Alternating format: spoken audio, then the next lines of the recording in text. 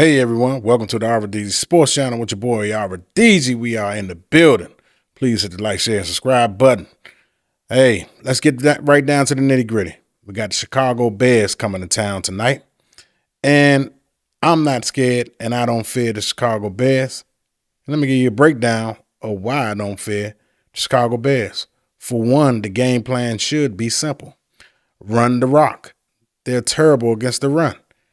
Why not go against their weakness? We've been running the ball great. We're number one in the league. Why should we pass the ball all around the field? Unless they put 9 in the box. But then you're going to have one-on-ones on the outside. And I like our chances against that Bears defense, that Bears secondary. Secondary is not weak, but I just like our guys going up against their secondary, especially my man Stevenson.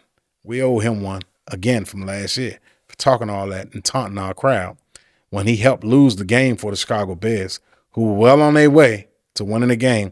Unfortunately, it shouldn't even came down to that, simply because the miscues that we had. We had so many opportunities to put that Bears team away last year, and we let it come down to a Hail Mary. And now the Bears, I've been looking at their YouTube channels, some of their podcasts, and they're saying they let us off the hook last year. No. Contrary to the fact, we let you guys off the hook last year. We had a broken rib, Jaden Daniels, who last year we didn't know he had. We just thought it was cartilage damage along his ribs or bruised ribs or something like that. We didn't think that it was actually broken.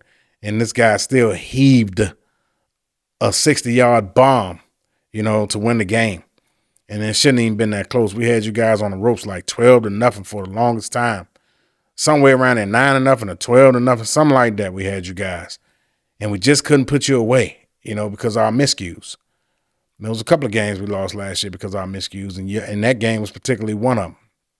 So for all you Bears fans talking all that mumbo jumbo, if I was you, I would kind of hush and be humble. You know what I'm saying? But the Chicago Bears, what I think they want to try to do to us when we're on defense, I think they want to attack our weaknesses, which is our linebackers. They want to get Swift going out there, and they want to get Kemet, guys like that, out in the open space or one-on-ones against our linebackers, which I like Chicago Bears' chances on that aspect. But I would switch something up.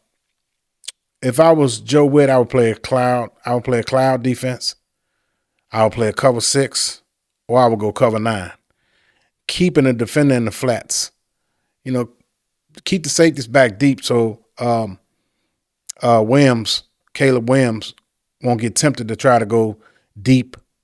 Keep everything in front of you. You know what I mean? Keep the tight end and running back in front of you, because if they get out there on that flat area or across that middle, you know what I'm saying, they can create one-on-ones with the running back coming out the backfield, acting like he's going to the flat and then break it back in for a slant in the middle to try to, get the one-on-one with our linebacker. That's going to be a challenging part right there, maintaining Swift coming out the backfield. Not him rushing the ball, but him rushing the ball is kind of dangerous too, also because he's been eating us up over the years when he was with Detroit and last year when he was with Chicago. But I think he'll eat us up more when he get out in space receiving the ball, like a Bijan Robinson did us against Atlanta. It was tough for us to neutralize that guy. Not saying Swift, not comparing the two, but I think Swift, he presents a problem because of his speed. But they also got people like DJ Moore, Devin A, Luther Burden. They also got our guy, Lamine Sakirs. So we got our hands full with Chicago offense. And then the X factor should be Caleb Williams. This guy he's all year he's been elusive, you know what I'm saying? But he's elusive when he need to be, because since the offensive coordinator from Detroit came, I forgot the guy's name, I don't like him. Ben Johnson, whatever. I try to forget his name, but it popped right in my head as I was trying to forget. Ben Johnson told him simply to be more of a pocket passer, get rid of the ball, go to your check downs, stuff like that. Only create like, Mahomes if you have to. You want to be Mahomes, but you're not, but I get it. That's part of your game. I don't know if it comes naturally for you. I don't know if you practice doing that, to try to imitate Mahomes. I don't know. I could be very well wrong, and I could be reaching. But that's neither here nor there. But the fact of the matter is Caleb Williams is not a weak quarterback. We got to respect him as a quarterback that can get the job done. You know what I'm saying? He's definitely effective. He definitely got a strong arm. He definitely has escapability. He definitely can get outside the pocket. And when he get outside the pocket, that's when he's most dangerous. So if we can keep him inside the pocket, neutralize their running game, try to keep everything in front of us, let them go on long lethargic drives, and make this game a slow paced game. Don't make it a back and forth type of ordeal. I don't think we'll win against this team if we make it that type of game. I think we got to make it a slugfest. You know what I'm saying? Mano a mano, pound the rock, play action pass, get Jaden Daniels out on the outside a few times. You know what I'm saying? Some quick slants, stuff like that. You know what I'm saying? Take the deep shots when it's open, when it's presented to you, when they blitzing, they got them one-on-one matchups on the outside. That's when you take your shot. But I don't think you should try to force it. Let the game come to you as a play caller, talking about Cliff Kingsbury and Joe Witt. Like I said, I will play a cloud. I will play a cover 6, and I'll play a cover 9, and I'll blitz here and there, but I won't blitz a lot this game. Don't make it easy for Caleb Williams. Don't make it easy. Rely on your front four to cause havoc like they've been doing all year except the Atlanta game. We can do that. And we can be optimistic on offense, take our shots when needed, and pound the rock. I think we'll come out on top, score 24, 17, 24, 10, somewhere around there. You know what I'm saying? We just got to neutralize those guys and don't let those guys get the party started. And we cannot, and I repeat, we cannot turn the ball over. We turn the ball over, we playing right into their arms. And Ben Johnson got a lot of tricks up his sleeve. So our eyes gotta be locked in. Can't let our eyes deceive us. You know what I'm saying? Everybody needs to maintain their lanes, maintain their man. You know what I'm saying? If they stick with the game plan on defense, I think, you know what I'm saying, and like Joe Witt say, nobody should be trying to wear the cape. If you're not trying to wear the cape and stick to the game plan, I think we'll come out. Like I said, 24-16, 24-17, 24-10, somewhere around there. I don't have the Bears scoring over 20 points this game. I just think our defense is going to neutralize those guys and keep everything in front of them. If they were smart, that's what they would do. You got those guys on the outside that can fly. You know, you got Moore, who killed us over the years. Swift, who killed us over the years. We got to neutralize Odunze. And Zacchaeus, Zacchaeus, man, don't sleep on him. We seen what he can provide for us last year. So he's no sleeper, you know what I'm saying? He don't get a whole lot of burn, but he's in the game. He's going to get some playing time. So, you know, we can't sleep on Zacchaeus, you know what I mean? And Kemet, you know what I'm saying? He's a big boy.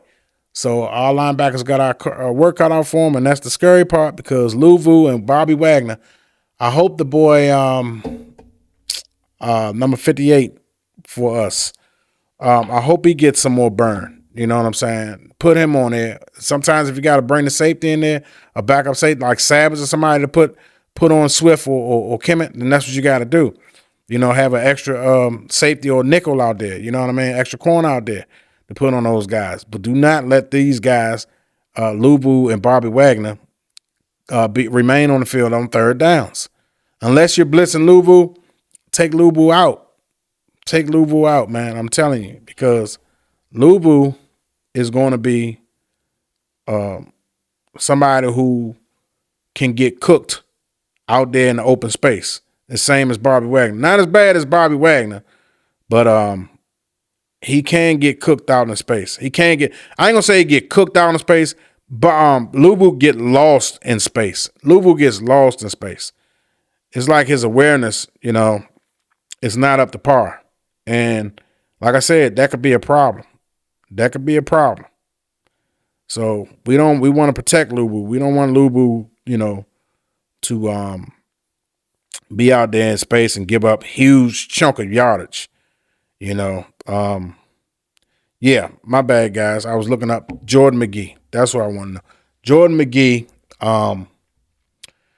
I think he should get more burn on third downs. You know what I'm saying? Especially those long downs, like third and longs and stuff like that. I think McGee should get more burn right there. And like I said, if you got to take Wagner out and put an extra secondary personnel in there, then that's what you got to do. But we cannot allow this team's speed on offense to be the deciding factor, especially when we know that's what they want to do. They want to try to do. They want to try to establish the run. They want to do play action, take their shots deep. That's what they want to do. They don't want to move lethargically downfield. They want big chunks of plays, and we got to neutralize the big chunks. But we haven't been getting up a whole lot of big chunk plays this year. It's a lot of plays like I said, Luvu and Bobby Wagner let plays get behind them, and then they go for long gains.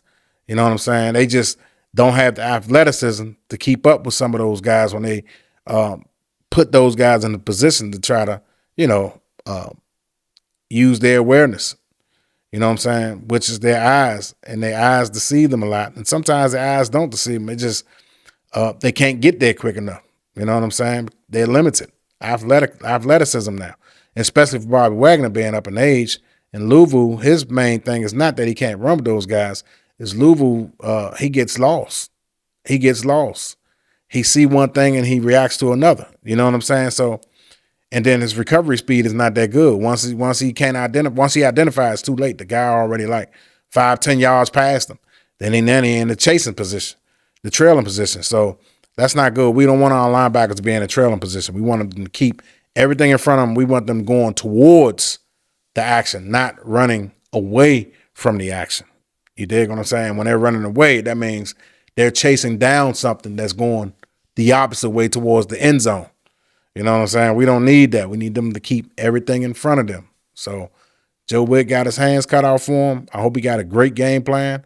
That would be my game plan if I was going up against Chicago. Anything else would be uncivilized. I wouldn't go man. I definitely wouldn't go man because I don't think our cornerbacks, other than Trey Amos, can sustain one-on-one action. And Trey Amos, a rookie, that's a lot to ask for him when you're going up against guys that can really run. You know what I'm saying? And he can really run, but, we'll see how it is. But Lattimore's going to get tested tonight. Sammersteel is going to get tested tonight. So they're going to try to take their shots. You know what I'm saying? I'm pretty sure they looked at that rookie profile card and they probably was like, you know what? We're not going to really test the rookie out too much tonight. We're going to test him, but we're not going to test him. But we damn sure going to test Lattimore and Sammersteel. And I'm not saying Sammersteel is a bum. No. Sammersteel, to me, is better suited on the outside than he is slot. And you seen what he can do on the outside. But slot, he's struggling this year. Let's just call a spade a spade. But he got the interception and stuff like that. I think he got the most interceptions on the team so far. I think he got like 2 this year, 2 or 3. So he's doing something right. He loves to be around the ball. The ball finds him, it seems like. But anyway, I just wanted to come over here and give a preview. Hopefully we all be smiling tonight. And let's hope that we will be smiling tonight. I think we will be smiling tonight and tied in the NFC for the best record, 4-2. I think we can accomplish that. You know what I'm saying? Oh, Green Bay. That's right. Green Bay lost. Green Bay only has 1 loss. I think they 3-1-1. So now we will be tied. We'll be tied for second best record in the NFC. I think Seattle. I want to say Detroit. They lost to Kansas City.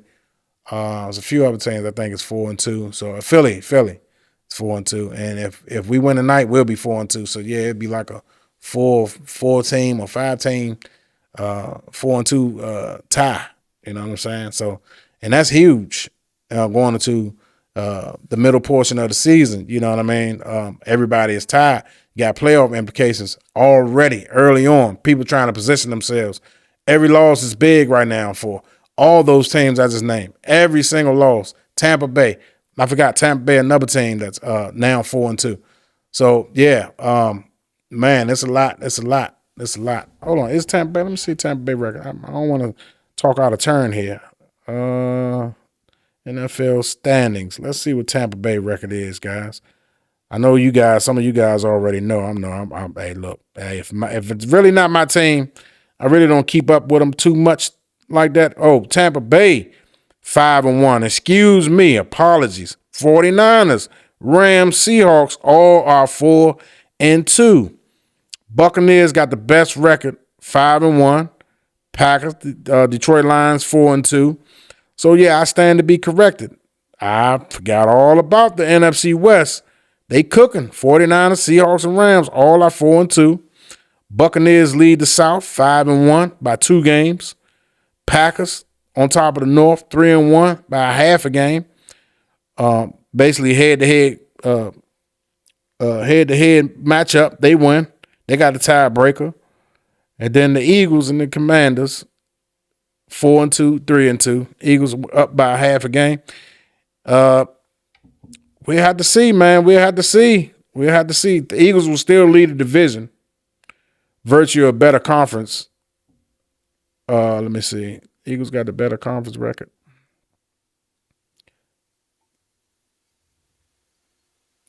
I have to check in on that.